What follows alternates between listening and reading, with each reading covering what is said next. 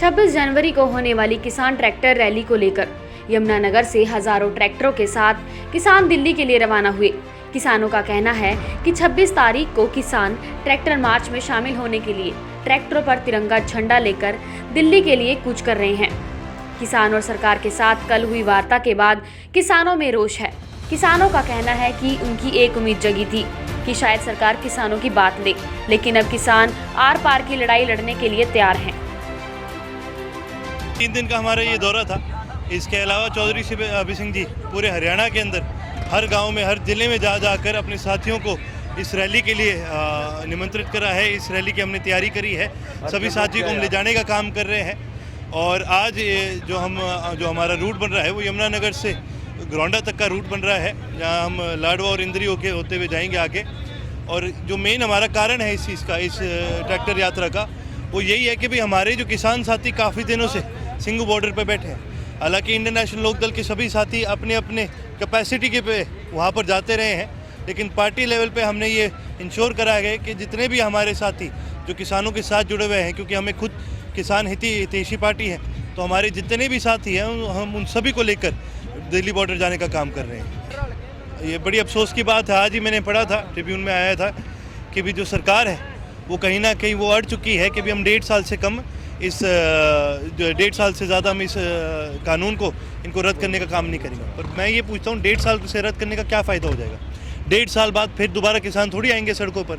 ये तो सरकार कहीं ना कहीं सिर्फ किसानों को बुखलाकर किसी भी तरह इस कोशिश में है कि भाई इनके आंदोलन को तोड़ दो ताकि दोबारा इस आंदोलन पर ना आ पाए। लेकिन आप अगर कहीं पर भी देखेंगे, आप तो मेरे मीडिया के साथी, आपने बॉर्डर पर भी समय बिताया होगा, जो हमारे किसान साथी हैं वो भी इस बात पर बिल्कुल लड़े हुए हैं कि भाई ये काले कानून या तो वापस लो, MSP की हमें गारंटी दो, वरना चाहे 1.5 साल हो, चाहे 5 साल हो, चाहे 10 साल हो।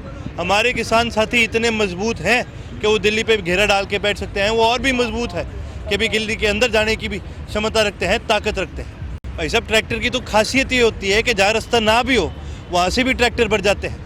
अगर दिल्ली की सरकार को लगता है कि बैरिकेड बना के या फिर कहीं पर वो बड़े बड़े पत्थर डालकर वो रास्ता रोकने का काम करेंगे, तो ये दिल्ली सरकार का वहम है। ट्रैक्टर तो बना है खेतों में से जाने के लिए, ट्रैक्टर बना है कादे में से जाने के लिए, ट्रैक्टर बना है ऊंचे नीचे हर तरह के रास्ते के ऊपर से जाने के लिए। हमने अपने साथियों को, किसान साथियों को पहले भी देखा है ऐसे आंदोलनों में। अगर दिल्ली सरकार को लगता है कि बैरिकेड बनाकर वो कहीं से किसानों को रोक पाएंगे तो उनकी बहुत बड़ी गलती है। किसान अगर दिल्ली पहुँचना चाहे तो भारत सरकार के पास कोई ऐसी ताकत नहीं है जो उनको रोक सके। देखिए जी, यहाँ सभी साथियों को मेरी तरफ से यही संदेश रहा है कि भी ज़्यादा से ज़्यादा साथी सिंघू बॉर्डर पर, टिकरी बॉर्डर पर अपने बाकी साथियों के साथ दिल्ली के किसी बॉर्डर पर जाएं, इस धरने में, इस आंदोलन का हिस्सा बने। क्योंकि ये जो एक कानून है, ये केवल किसी एक जगह के किसान या किसी एक वर्ग के किसान पे फ़र्क नहीं पड़ता, इन कानून से पूरे भारत के ऊपर फ़र्क पड़ता है।